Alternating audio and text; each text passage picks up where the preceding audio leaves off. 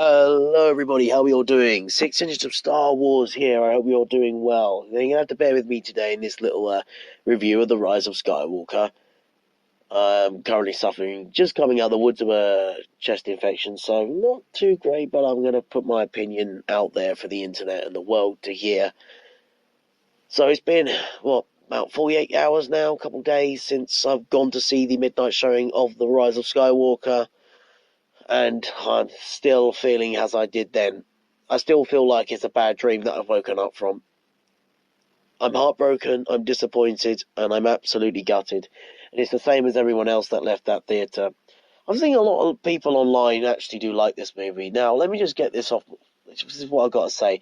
I've commented on a few posts, and I've just literally just said, I've not gone on a rant. I've just said, in my opinion, I just hate it. I hate it. And already I'm being attacked for it. I'm being attacked just because I dislike the movie.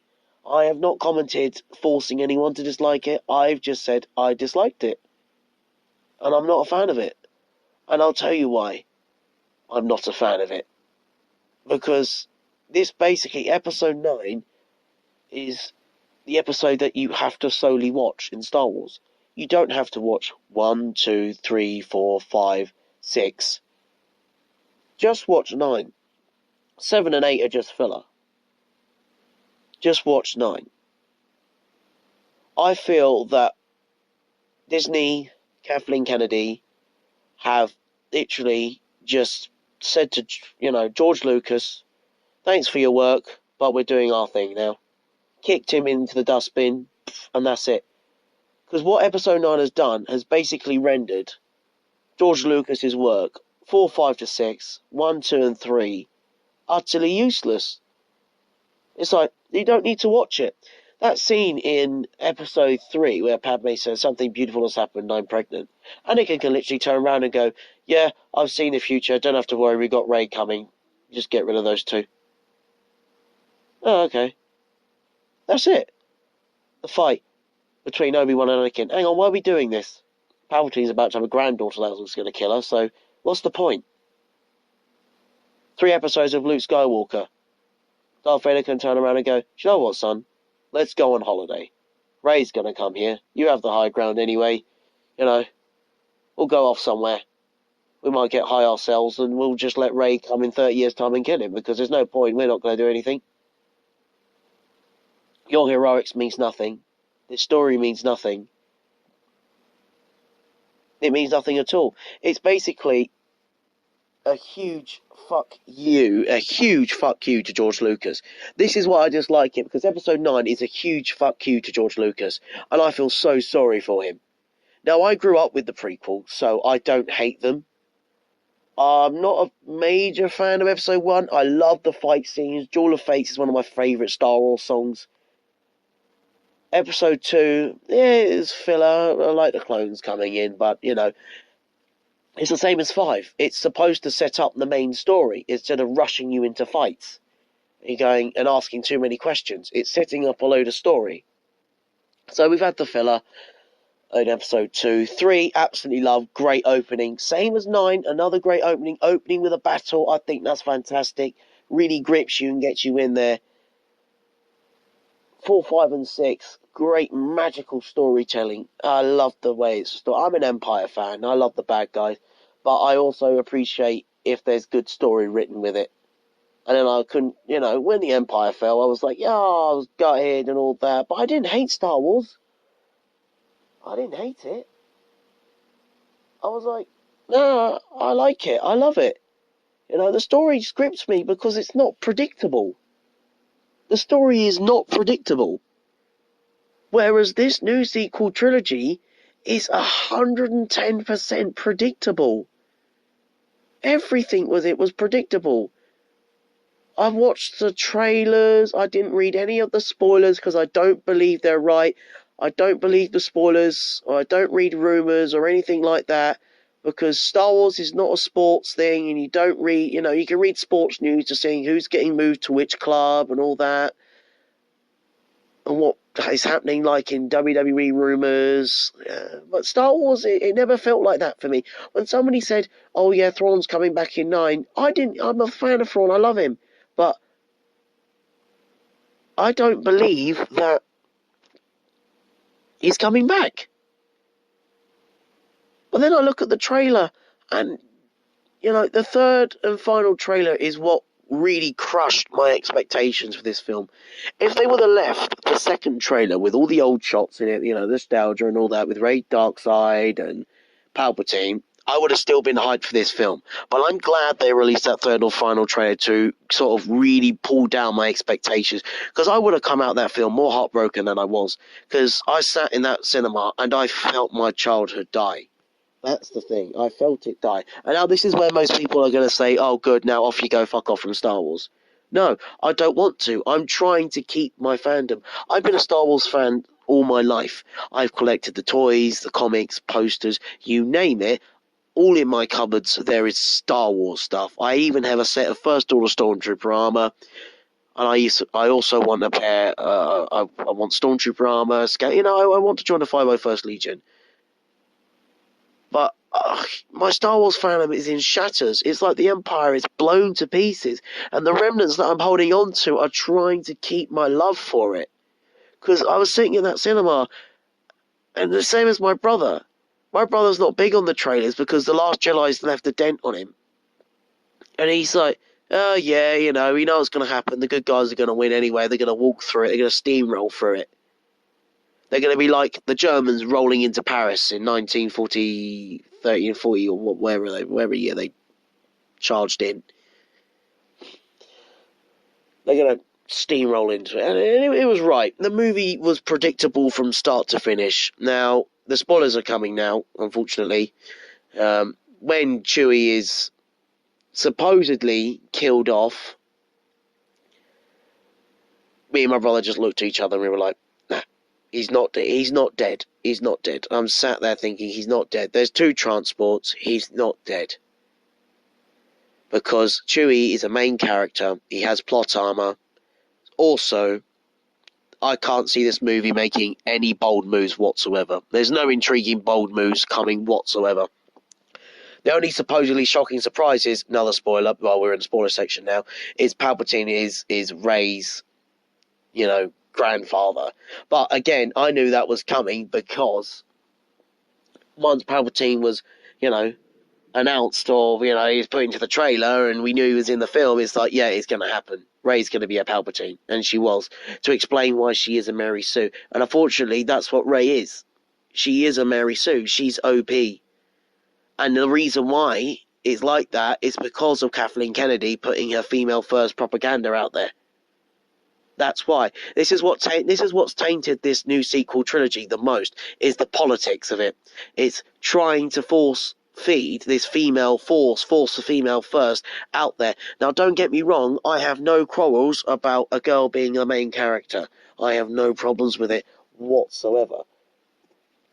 But the way she's been played, as in, you know, all females are powerful, blah, blah, blah, this is, you know, it's females force, all this propaganda that Kathleen Kennedy's fed us, you can see it play out on screen.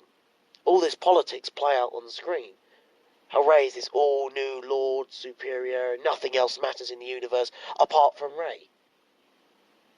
It's literally like WWE, after John Cena's stepped back, and they trying to shove Roman Reigns down your throat. This is the exact same thing in the Star Wars universe. This is them shoving Rey down our throat and saying, accept it. Taking Anakin and Luke's lightsaber and turning it to Rey. Rey hasn't even earned it. Even in episode 9, she said, I haven't earned it. No right has she earned that lightsaber. She has no right. The best way for her to get herself a lightsaber is to, you know, get one off Leia. Which I think she believes she does. Leia's lightsaber. Well, actually, I think she buries it at the end of it. No. This film has way too much Rey in it. Way too much Rey. And it's constant. And it's like when the First Order come on screen, you're relieved that they're there. It's like, oh, thank God it's something different. It's something different. It's the First Order. Thank God it's something different. Now, let's go back to the film. So obviously we go and we find Palpatine. and he's hanging around on a massive robot arm. And he says, I'm every voice inside your head you have ever heard. I'm like, okay, great. Can you elaborate on that? Can you elaborate? And then we see all the Snokes in the back to tanks. There's like, okay, give us more elaboration on that. And then how you survived. What I would have liked to see is Kylo walking past all the tanks. Okay, maybe if the Snokes we created him, that's fine. But all the tanks of Palpatine. Maybe Snoke was a failed version of a clone of Palpatine, and he just put him out there. So he doesn't look great. He's not nimble enough, but he can still talk his vessel through it.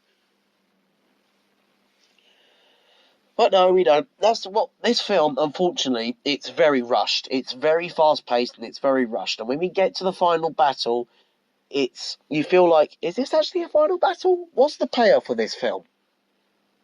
What is the payoff of this film? Now, it's great that, another good point for me, I did enjoy watching Resistance members get killed, because it's like, oh, finally, we're taking the plot armor away from them. They are finally being gunned down. But, my main concern is, when that final battle arrives, this movie skips so much, and it feels like this is a 4 to 5 hour movie that at least should have been 3 hours, and yet it was rushed and squeezed into 2. It's fast-paced and all over the place, and the story is just so rushed. Now, they even hyperspace skip. They make it in the opening scene, and it sets up that, it's like a warning to what's happening in the movie. It's the same thing the movie's doing and what they're doing. Skipping. Constantly skipping worlds, skipping, being chased by TIE fighters. The Falcon can deal with it. Like, the TIE fighters chasing the Falcon is a classic scene. The Falcon's always been chased, but it can deal with it. Finn's proved he can shoot them off, and they have this maneuver. We don't need to see you hyperspace skip. And then we spend majority of this time on this jungle world, which is in Battlefront, which unfortunately there's no conflict or battle on it.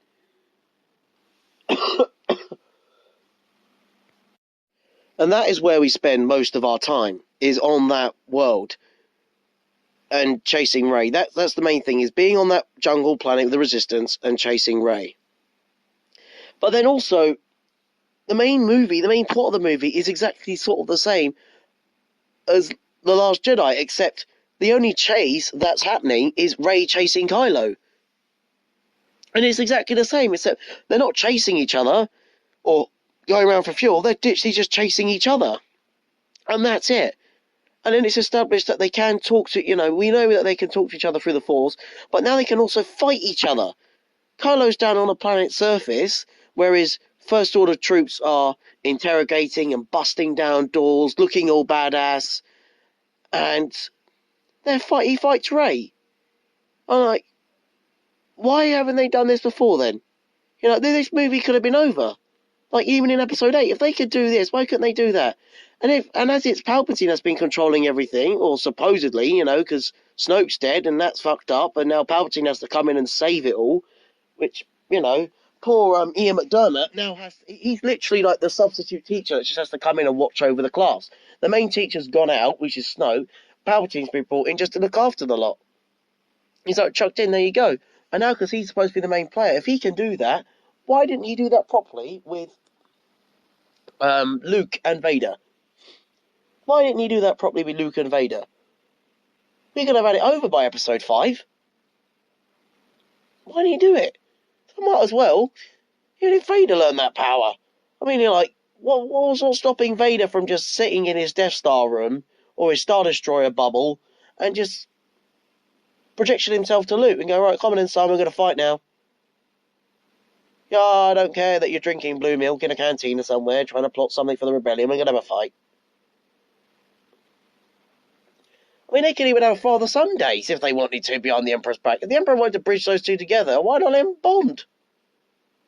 I mean, it's another story to say the Emperor could just find out if, Vader wanted to betray him, but it's exactly like the Holdo maneuver. It's like, why hasn't it been done before? See, unfortunately, excuse me, this film creates a lot of more questions than it has answers. Why didn't people in the past trilogy do it? Why didn't they do this? Why didn't they do that? And you'll see it. It creates a lot of questions, this film. Now, good points for me, there aren't many. Unfortunately, it's been damaged. Episode 9 is basically just... I feel sorry for George Lucas, because it literally just means Rey means everything. Rey is God. Rey is everything. Rey is absolutely everything. Okay, so she is everything. So Luke means nothing. Anakin means nothing. The true trilogies that we've had before mean absolutely nothing. Because you're sitting there, you could be sitting there, I can watch 1, 2, 3, 4, 5, and 6 and think, there's no point in Anakin, Vader, the story with Luke, because Rey's going to come along in the next and just end it all. Well, then, here's another problem that pops up. Palpatine, as he's trying to flirt with his granddaughter, not in that way, tempt her to the dark side, he says, strike me down. Here we go again, same thing. Strike me down and I will be free of this pain. I have the Sith living in you as you have the Jedi living in me.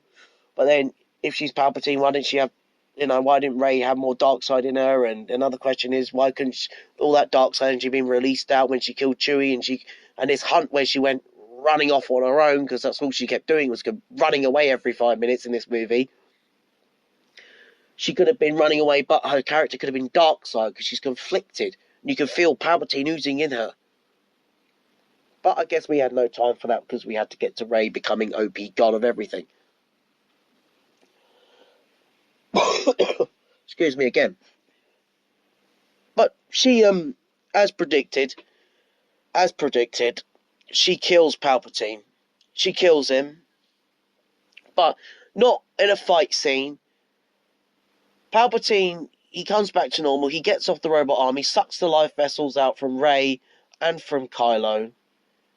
And he comes back to normal and he says, oh, I'm back now. We're going to say they're coming back. And then he puts his jazz hands up in the air, and we're in this big battle up in space. And his jazz hands turn into a massive Christmas tree and it blows everything up. And it's like, yeah, that's great. That's sort of cool. Unlimited power. And I was like, oh, I like this little scene, unlimited power. But then Rey pops up and she's like, be with me. And then all these Jedi voices pop up. And it's like, okay, great. And now I was hoping, go on, let every single one of those Jedi pop up behind her, from everyone that we knew, from, Old Republic style characters. Just have it all pop up. Everyone there. From Ahsoka to Qui-Gon to Obi-Wan to Yoda to Anakin. Everyone. Any Jedi you can think of that's even special to you, have them pop up and then help her raise up and defeat Palpatine. Because then it would have been more badass. But no, she gets up. Palpatine's like, oh, so be it. Jazz hands towards her. All the electric's coming out. And she just blocks her lightsabers in a cross and just blasts it back to Palpatine. Just like Mace Windu did in episode 3. But then Palpatine didn't die. But then the argument is, this lightning's more powerful than, that one.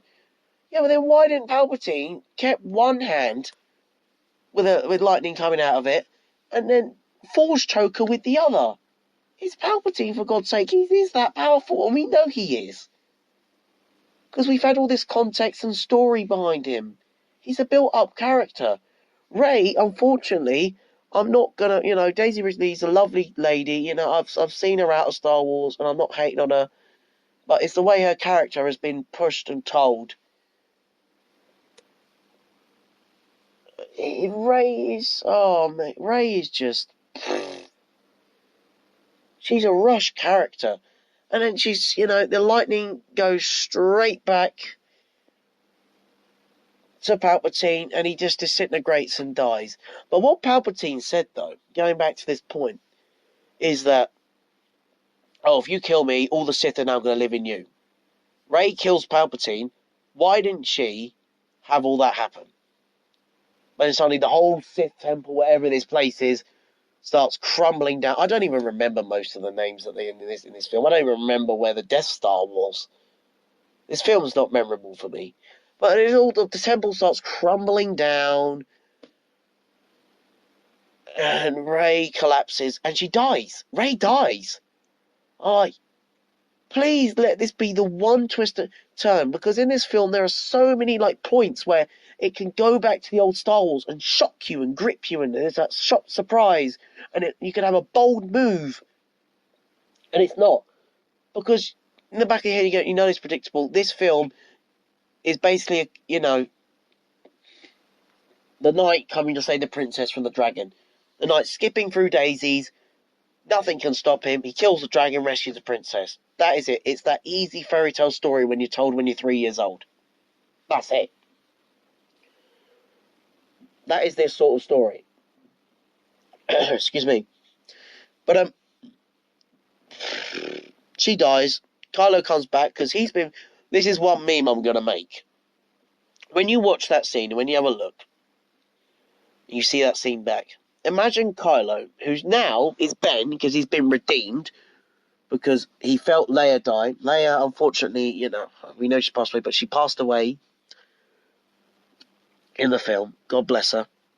And Kylo feels it. Then, obviously, as he's feeling it, this is the scene where they're fighting on that bit of the Death Star. Rey pops up, kills him, technically, sort of stabs him. He falls to the ground. Rey force healing him. This force healing is really being pushed now. We've seen Baby Yoda try and do it, and now Rey's doing it. This transferring of force energy into somebody else. She'd done it to a snake earlier on in the movie in a cave, where they find the dagger, and now she's done it to Kylo. Or Ben.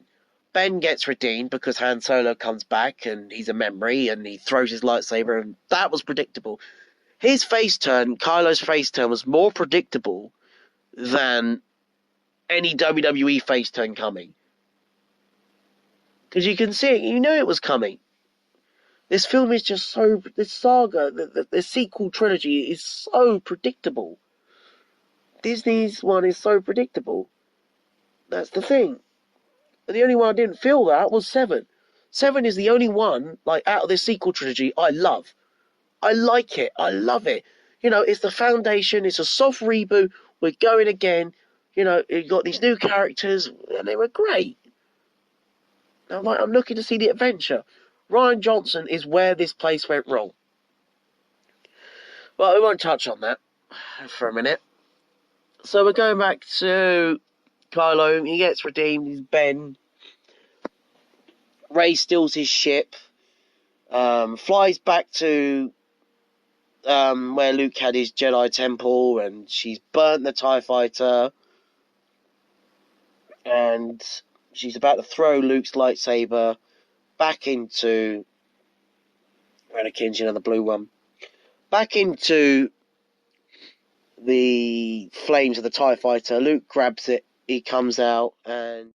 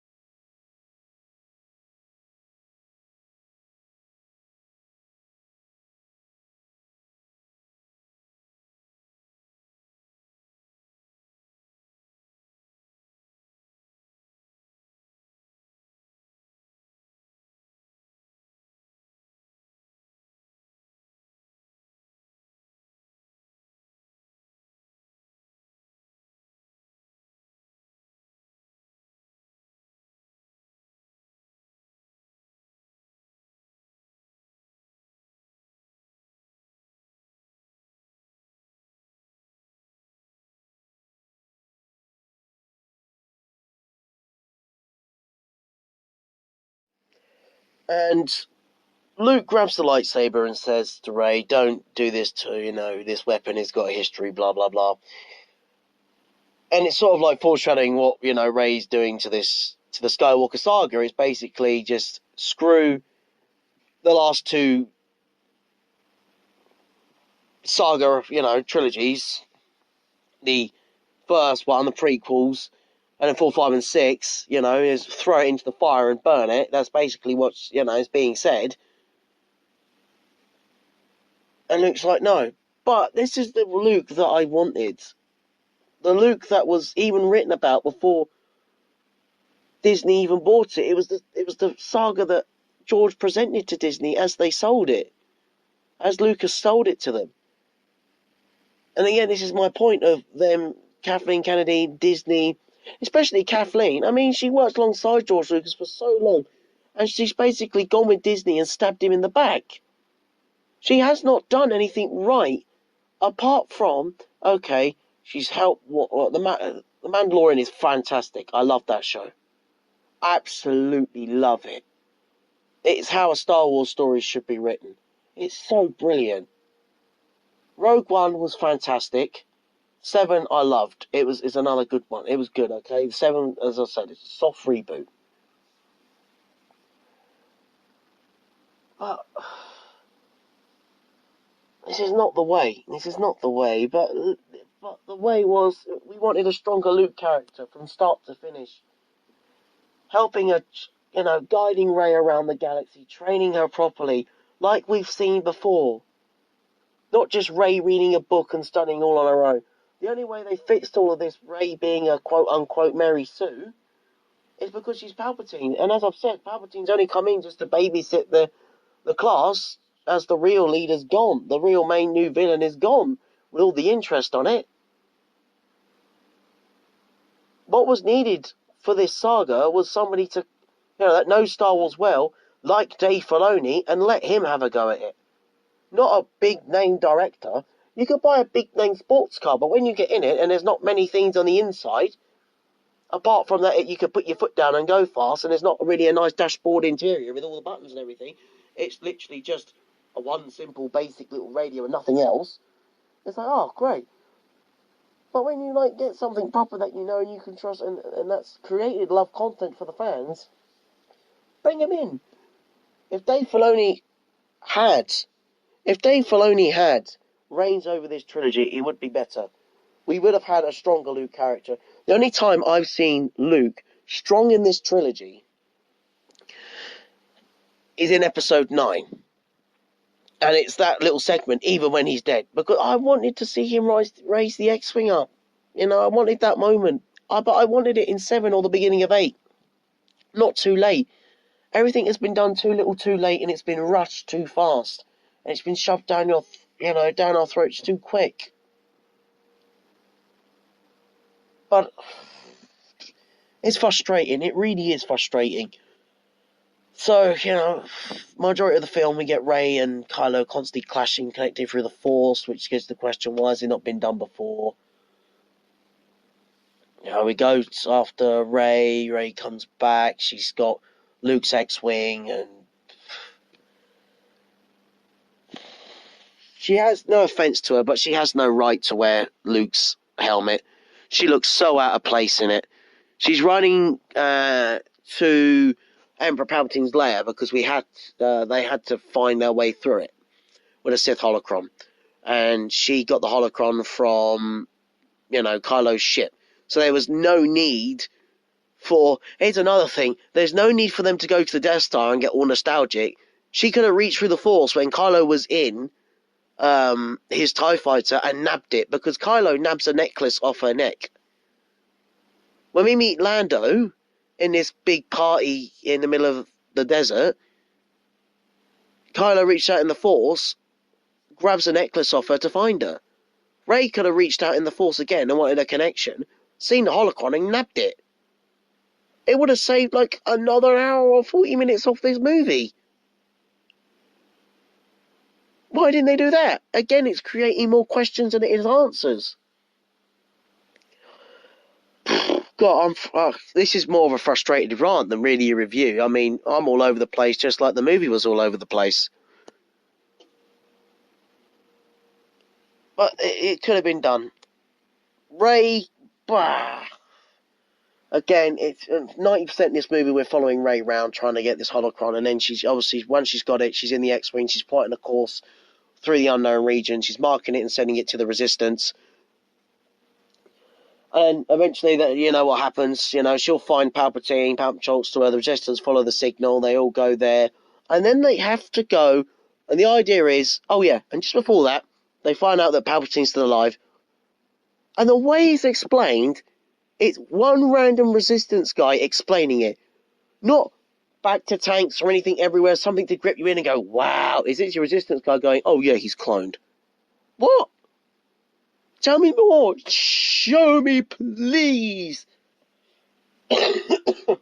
Excuse me. But, no, it's just that. And then off they go. They fly off, and I'm thinking, oh, this looks like the map from Battlefront. Where's everyone coming down? Where's another battle? No, off they all run. And it's supposed to look like Yavin 4, this planet. Doesn't give me that nostalgic feeling. And they all follow Rey, navigating through this course, and, you know, they go and lead the charge on these Star Destroyers, which basically, you know, they're no more better than a traffic cone you see at the side of the road. They don't do nothing at all except for blow up one planet, which was full of criminals that you've seen the First Order ransacked already. We've had that scene, and then they're going to blow it up. There's no purpose in blowing up. There's no impact on that planet. It's not Coruscant. It's not a well-known planet. It's nothing. It's just a random planet full of criminals, traders, etc., and it's just been blown up for no reason. And it's the only Star Destroyer to go out of that little atmospheric system. And the rest of them are just static there like traffic cones with guns on them. That's the only thing. They're just there for no reason. You might as well just had the first Order Resurgence class there. You might as well have the First Order lot there, because they need more time, backstory, make them look good. They're not as menacing as looming as the Imperial class. We don't need the Imperial class back. We've got the First Order one. We want to see more of that. That's what it's about. We want to see how badass the First Order can look. And we get that sort of thing, we get a little bit of it in this film. A little bit of it in this film, and a little bit of it in The Last Jedi, and a little bit of it in The Force Awakens. We don't get it as much as we do the Imperials. But yeah, the battle engages, and you know the Resistance come, and they're trying to save the day. They're coming down the attack. The attack looks like it's obviously looking like it's going to fail, and then Lando appears, and it's like, no, it's not. And all the ships come out, and it's like, how did any of them have the way they've flown through there looks complicated. Surely some of them got killed or got damaged through that little charted field. I mean, half them ships are massive, but then why couldn't we follow Lando going and finding everyone for help? Don't bring back Harrison Ford and spend millions to get him in a little scene again. Go and give the extra money to Billy D. Williams to have those scenes. Go and find him. We get Wedge back, but then Wedge is like in like a 20-second clip on in a gunnery position in the Falcon. So I don't want that. Go and find him. Get him back in his old X-wing and get him here. Go around the galaxy and find his allies. Why are they here? You know, we got Hera here. Why can't we have a bit of banter between the Falcon and the Ghost, like we've seen in the child comics? Yeah, again, what's going to have to happen is the comics are going to have to fix everything, like they're doing with Kylo, his backstory. Why couldn't we see Kylo's backstory in Episode 7? Why couldn't we see him burn the temple down? Why can that not be in any of these films? Because then when he turns back to Ben, it means more. The comics and the books are constantly fixing things the films aren't, and it's ridiculous. It's ridiculous. I don't want to, if somebody says to me, oh, how do I get into this new Star Wars trilogy? I'll turn around to them and say, right, one, read all the books and all the comics, then watch the films. Because you'll get more story and context out of the books and the comics than you would this film. Or any of them. Don't bother watching it. But we don't get that. They just all appear and it's like, okay, why are they here? And then the battle ensues and then we get space horses, the Grand National and the Star Destroyer. And they're like, oh, we know the plan, blah, blah, blah, blah, blah, blah. But their original plan, though, now this is my big indication. Like this is literally what they're doing is trying to carbon copy. Or it's J.J. Abrams, well, to be fair, they're all doing it, and they the sequel trilogy copying George Lucas's 4, 5, and 6. They're going to go and blow up this tower. This tower is transmitting the signals to all the Star Destroyers where to go and all that, and whatever it's doing. And they're going to go blow it up. Then they realise what they're doing, and they're going to shut down this big satellite. Remember, this big satellite dish is also, in Episode 6, a dish that protects this Death Star, except this purpose is to transmit a signal where that person is to do a shield. Sort of the same thing. Their strike forces are doing the same thing. So they realise that it's gone up to another Resurgence class, First Order Star Destroyer. They fly up there, they land on the ship, and they go and blow it up. And the Sith troopers we finally get to see the Sith, or what they're called now, the Final Order, wherever they are, the Last Order, the Final Order. Is that all your order? Do you want a Big Mac there with that? You want a Big Mac order? Do you want a chicken nugget order with that? What do you want to complete your order? The Final Order. Why not call them the brand new Sith Empire? Nope. It's reborn. Nope. The Sith Empire's not reborn, it's the Final Order. What the hell is that? That's just lazy storytelling. It's lazy. And we get to see them, kick ass a little bit, a tiny incy bit. Like, we finally get to see Resistance troopers getting killed off. There's no plot armor with them, and they're retreating. And Rose, thankfully, doesn't have a major role in this film. She's really put on the back burner, and she's like, "Oh, Finn, come back!" But then Finn gets on this gun with his that lady with the bow and arrow. And they get on the gun. She doesn't really do much in this film anyway. No offense. And they blow up the bridge because it's still transmitting the signal and everything, and they blow up the second transmitting dish. But then my question is, there's so many Star Destroyers everywhere filled with people and Sith troopers. It's like a tiger watching through a window a big slab of meat, or a kill, or you've got like a creature that can help you in a fight, and it's watching it. And it's like, why are you not using it? Why is this in my way? We had a really good First Order officer here. That new character, where his name is, it was brilliant. He's the officer we needed. Hux I never liked from the get-go because he's too shouty in your face. He's not the old style of officer. He was brilliant. He's what we've needed. I liked him a lot, and I liked his character. I like this new officer. He was great. Hux in the film is found out to be a traitor. He helps the Resistance, which we saw coming, not because of a spoiler, not because of any rumours, nothing like that. It's because it was in a comic released before the film that Hux had traitorous acts.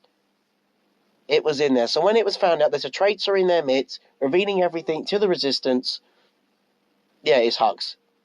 Although me and my brother knew immediately it's Hux, because we know he hates Kylo. It's blatantly obvious he hates Kylo.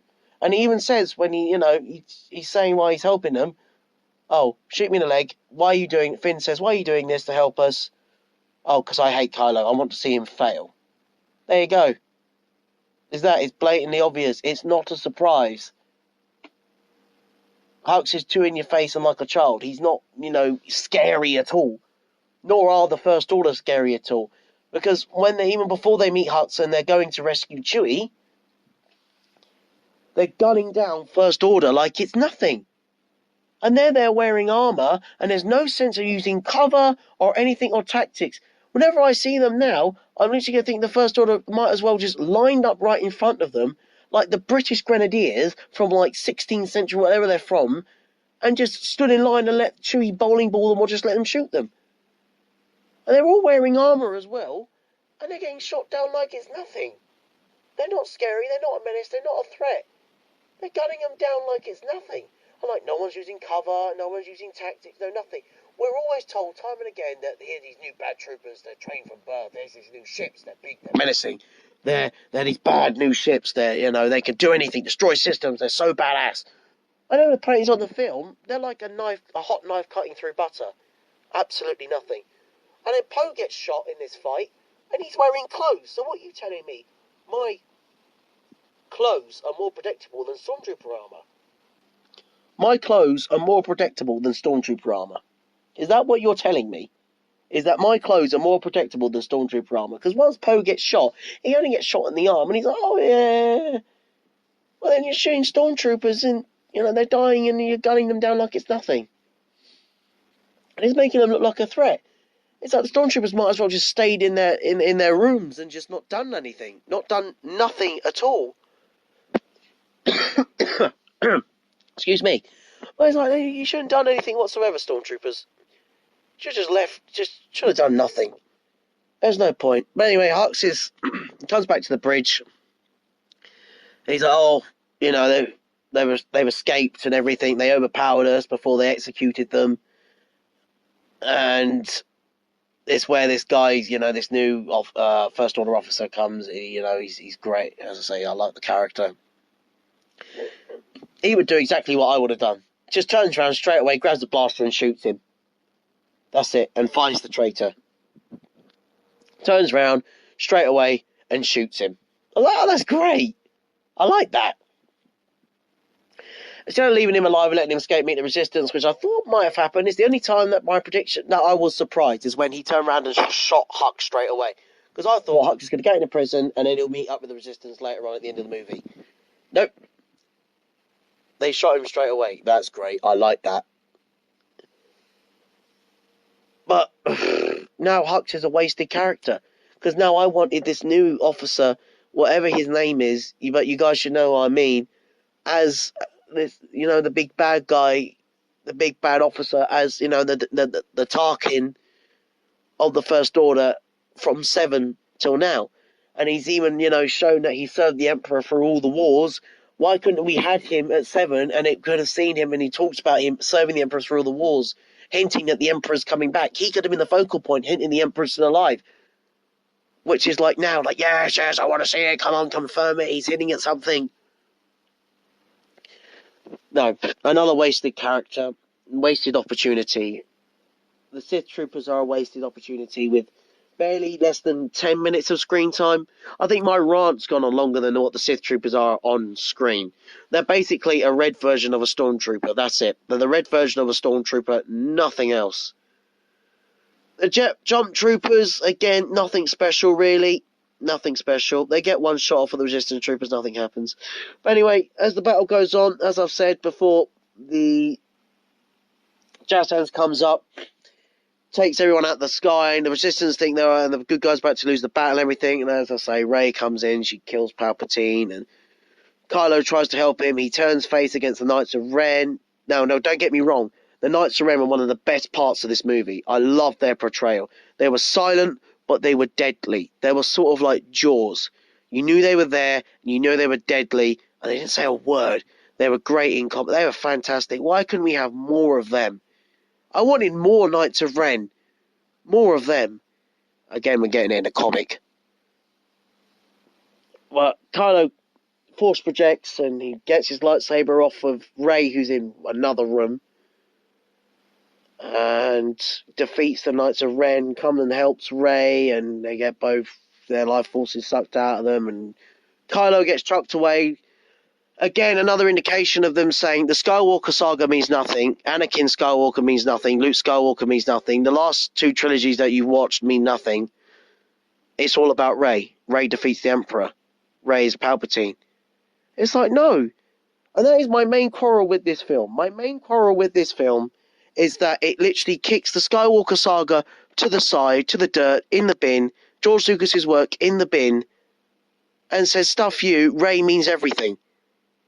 Anakin should have been made by midi-chlorians. He shouldn't have had his story, nothing. Luke should have been made, should have been born, nor should Leia. Nah, it's all about Rey. Rey was everything. Rey was the second coming. It's Rey. Rey. If Rey was a nobody at the end of the day and it's found out she was made by midichlorians again, do you know what? I would buy into that more. I'll be like, do you know what? That is the galaxy actually trying again to do it. It's the galaxy trying again and doing it. But no, she defeats Kylo time and time again. One fight, Kylo even says when they're trying to pull a ship with the Force, oh, I'm testing you. But then I don't even believe that because Rey defeats you time and time again. Kylo is not badass in any of this. He's not. He's seen as a stroppy sort of character. He's a wasted character. He's not badass. He's not, you know, as menacing as Darth Maul, as Darth Vader, as Count Dooku. They're all better villains than him. Adam Driver's character is an absolute waste. You know, there's only a handful of parts Kylo looks badass. The Battlefront trailer makes Kylo Ren look more badass. But my main quarrel with this film is that they ruin the Skywalker saga. Rey means everything. She adopts the name right at the end of the film. And I'm thinking, you have no right. That's like me walking in somebody else's family, playing bowling with them and saying, oh, I'm a Tim Tom now. You know? I'm a Tim Tom. Whatever second name of family that is. But you know what I mean? It's like me stealing your family name. It's worthless and ridiculous. The film was too fast-paced, ridiculous, and had a very bad ending. Rey has no means of being a Skywalker. No means. No means whatsoever of being a Skywalker.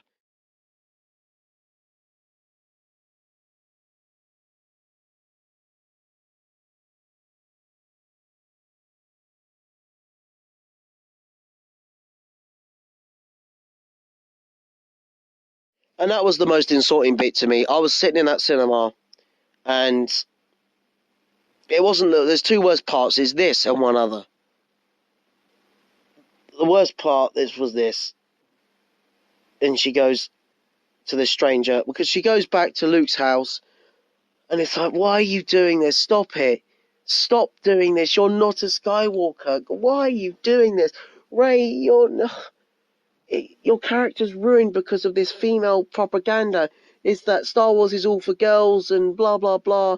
You know, and if you don't like it, go away. No, it's Kathleen Kennedy's management of this is all off. It's all off. Female first, because now everywhere we go in Star Wars content, these feminists pop up and they're criticizing it for not having too many. Star Wars is in conflict thanks to Kathleen Kennedy taking over. This female first propaganda is what has ruined it. That and Rian Johnson, Kathleen Kennedy, Rian Johnson, Disney. Disney would give the money. If you made a good story, they'll just give it to you and do it, and then they're trusting you to doing it. Kathleen Kennedy just gone. Do you know what? We'll just copy. We'll copy what George has done. This is not a good impression of her, I know. And we'll do 4, 5, and 6 over again. It doesn't work like that. And put Rey as first as everything. Rey is and will always be a Mary Sue. She is a Mary Sue. No offense, but she is a Mary Sue. She's a Mary Sue whether they like it or not. She's OP, she's overpowered, and that's it. She's just well too overpowered. And she's had no context, no backstory, barely any training. Barely any training. But then you go, oh, you saw her train a little bit in 8, and you saw her train a little bit in 9. No, it's not. It's not even enough. You have nearly whole films of Luke training. Well, 3, in fact. He's still on Dagobah when we get into 6. He's doing a bit more training. This film is all over the place.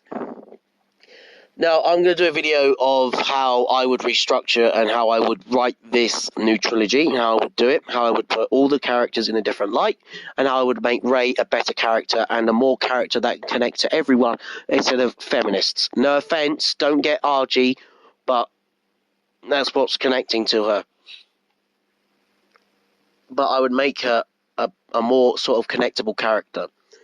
At the moment, she's not really until the girl, It's Star Wars. Star Wars is for everyone. Rey feels more like she's for the feminists. No offense. I can see that dislike button going through the roof now. Now, my other point is, other than her taking the Skywalker name while she's burying Luke and Leia's lightsabers and taking their name where she had no right to, Rey and Kylo kiss at the end as Kylo Ren is passing away because he's transferred his Force energy to save Rey because Rey dies. And I thought, you know what, if the film ends with Rey dying, do you know what, I would, I'd be happy with that ending. Not because I hate her passion, because I thought, you know what, she's a hero, she's done her justice, and you know what, at the end of the day, she tried hard and she's done it, and I can respect that, and I would honestly, wholeheartedly respect Rey. I would respect Rey a lot. I wouldn't look at her character and think, do you know what, Mary Sue, I'll go, do you know what, give Rey the benefit of the doubt. She might be died now, but she, you know what, it was a great sacrifice, and it was a bold move. You killed off your main character. And it's great, and it makes her look so noble. She looks so noble. So that's how to make somebody look noble instead of doing a holdo maneuver. That is how you do it. She's gone, she's killed the Emperor, and it's drained her, and it's killed her because of, having all this life, being, as she says, be with me, and all the Jedi with her.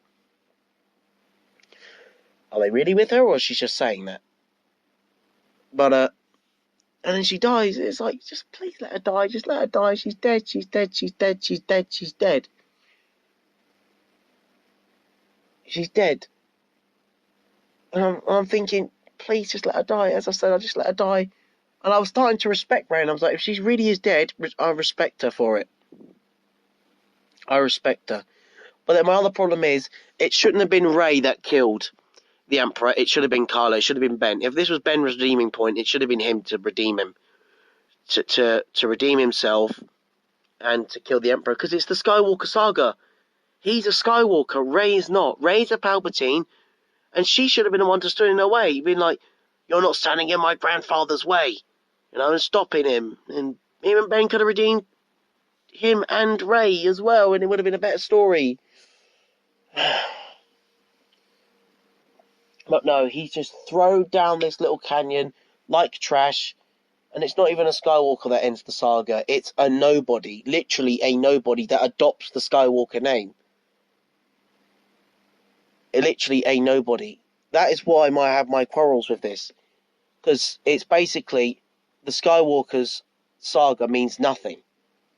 Rey is the only thing that matters. You don't need to watch any other episode other than this. That's it.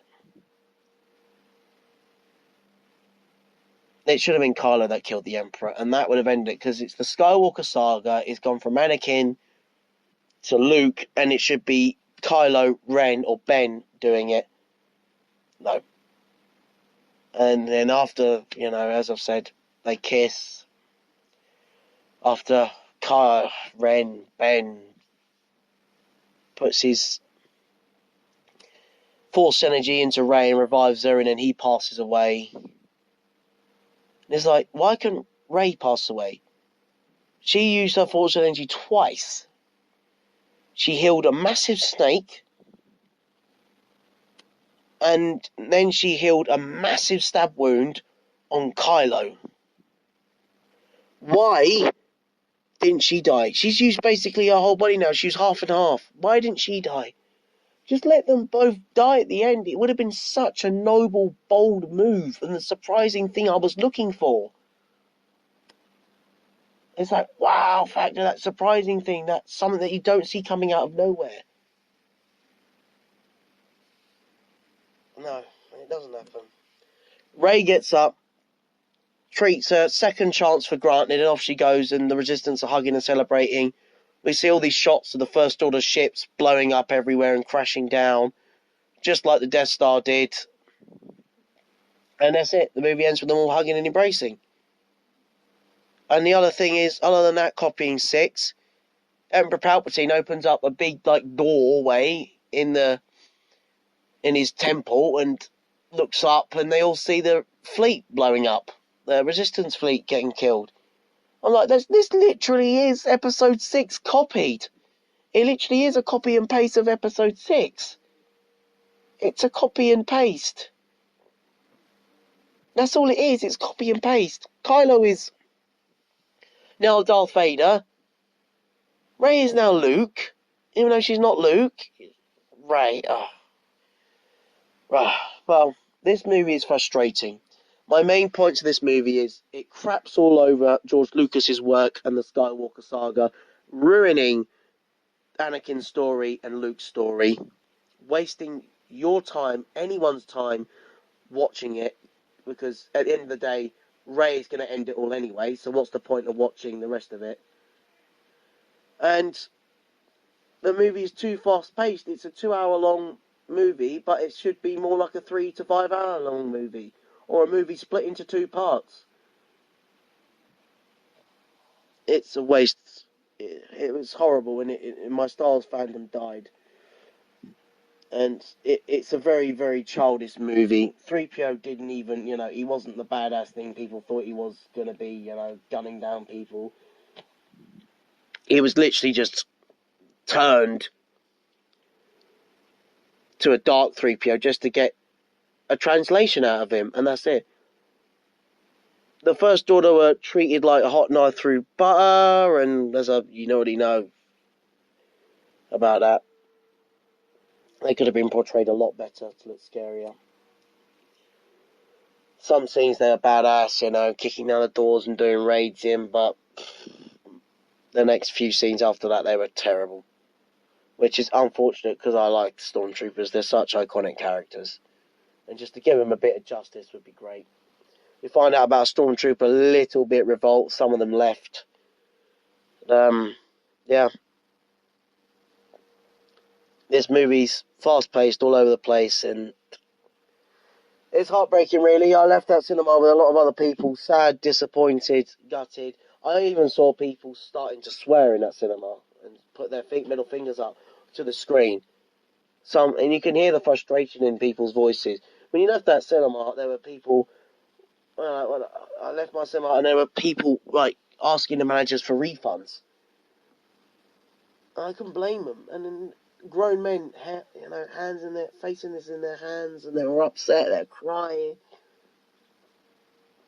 frustrated. What we just watched? What we just watched? A load of garbage. A load of garbage.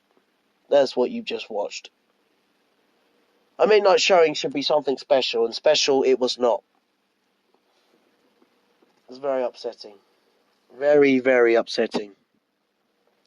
Anyway, guys, that's my rant. I'm probably going to be doing a better sort of video coming down in the future. This is my rant, long about it, so you know how I feel.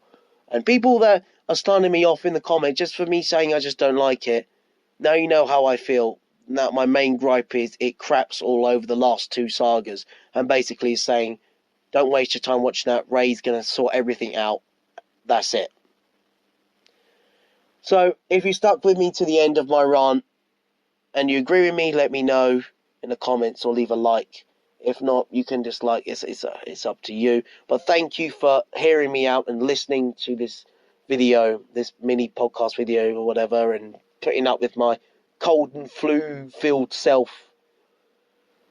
But yeah, I did not enjoy The Rise of Skywalker. It's really sort of crushed and blown up my fandom, and it's going to take some time for it to heal.